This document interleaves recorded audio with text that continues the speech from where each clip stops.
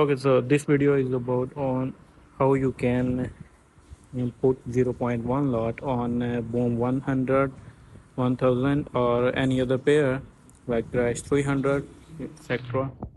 Let's suppose we have to open zero point 0.1 lot size. As you can see here, we did not directly open zero point 0.1 lot size. But what we have to do, we have to put zero point 0.3 lot size. Let's go. I'm buying here 0.3, and you have to close 0.2 on same time. Okay, so the rest lot will be is 0.1. As you can see here, we close 0.2 and 0.1 is resting. And also you can open same thing on any other pair like crash 300.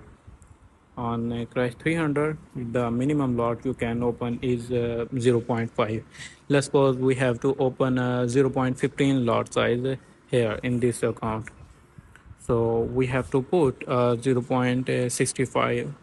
Okay, and we have to close immediately 0.5, and the rest will be 0.15, as you can see here. And this thing is used to reduce your risk and manage your risk. Okay, thank you very much. Have a nice day.